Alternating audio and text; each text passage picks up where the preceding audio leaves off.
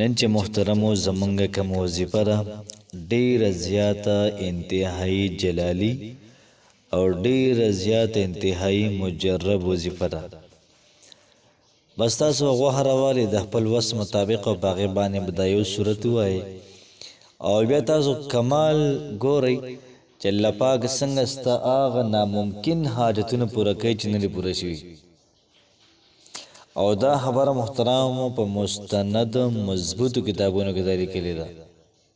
الله پاک به ستا رزق دا به دومره سیوا کي ته به حیران نشي. الله پاک به ستا پیسې دومره سیوا کي ته به حیران نشي.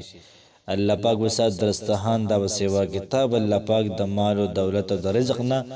تا به الله پاک مالامال کی دومره به درکړي چې خلکو له به ورکړي. یاد ساتئ محترمو په ژوند کې دا وظیفه دا یو ځل هممهاله وکړئ. ستاسو حاجات چې څومره حاجات دي ستاسو مشکلات مصائب چې څومره دي دا به الله پاک محترمو په هر طریقې سره به حاجات به درله پوره کړي او مشکلات به درله ختم کړي. بسم الله الرحمن الرحیم. شروع کوم د ډیر زیات بخونکي او د ډیر زیات مهربان رب په نوم باندې. زه ګواهي ورکوم د دې خبرې چې د الله پاک نه علاوه د عبادت لایق بل څوک نشته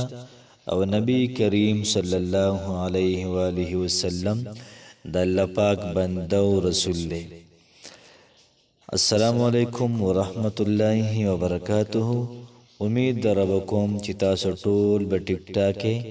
الله پاکم خوشاله ابار ساته. نن چې محترمو زمونږ کوم وظیفه ده ډیره زیاته کمال او ډیره زیاته عظیم شان وظیفه ده. انتهایی پرتاثیر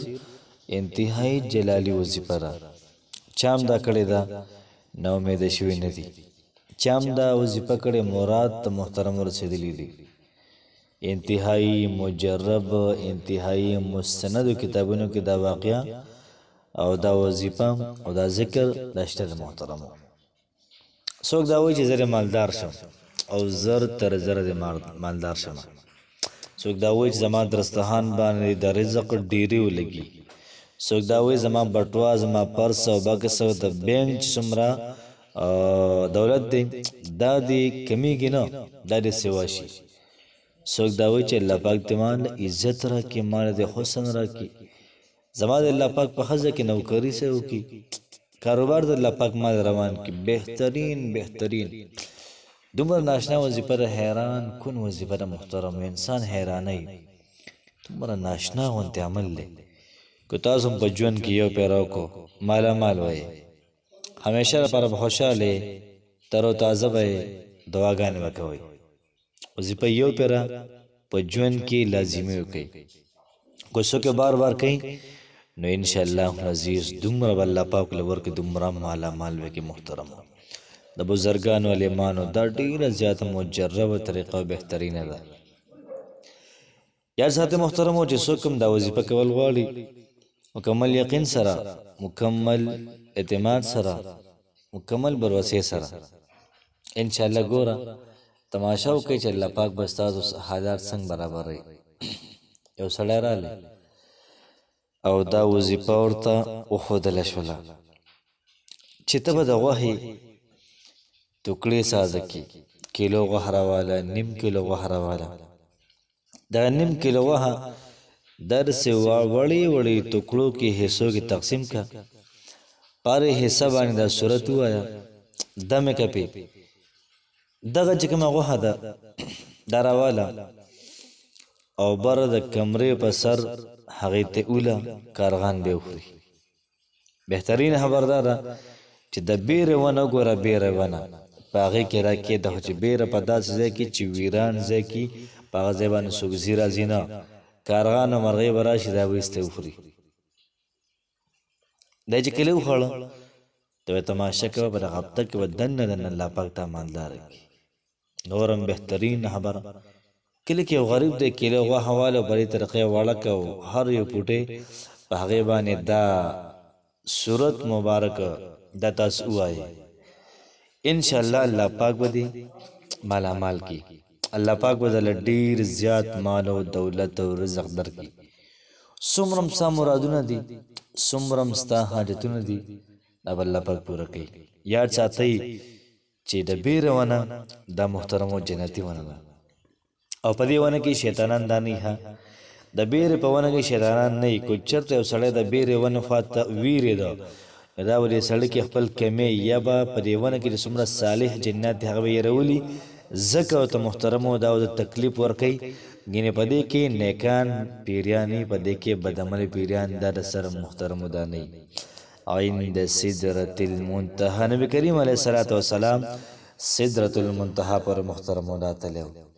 پته لګي دا ونه د هغه ځای ده خو هلته کې پکې غني شته نه او دلته کې پکې غني دي خو زموږ د اعمالو د وجې د راحتې دي.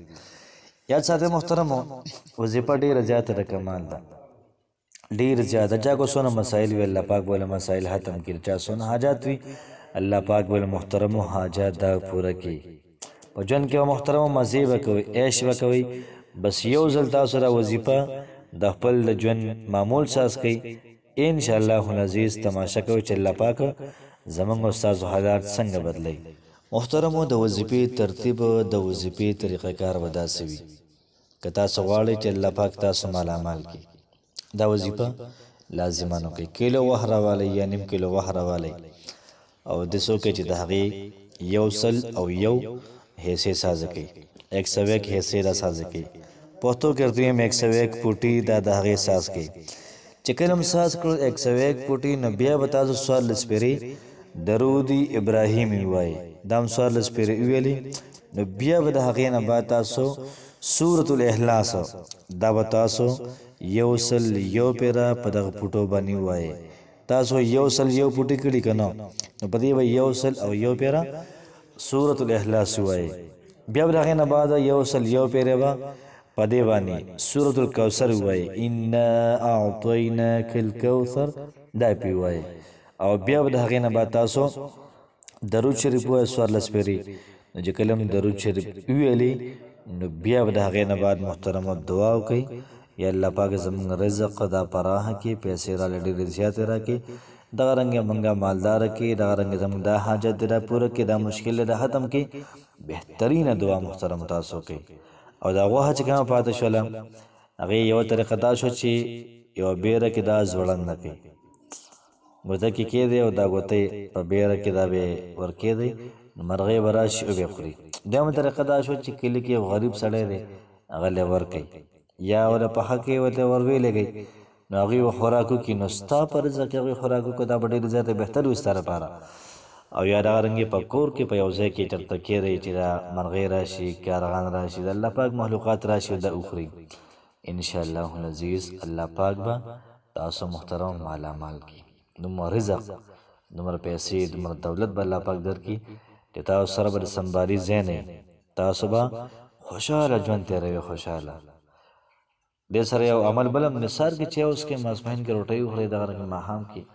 یا مازدیګر کې لږ د دې روټو لږ پوټي کوئ او د مرغو ته ور اچوئ مالداري به تاسو به سره رواني تاسو به ترې مخکې منډې وهئ ویډیو د ثواب په نیت باندې مخکې شیر کړئ الله پاک هم خوشحاله اباد ساته السلام علیکم ورحمة الله وبرکاته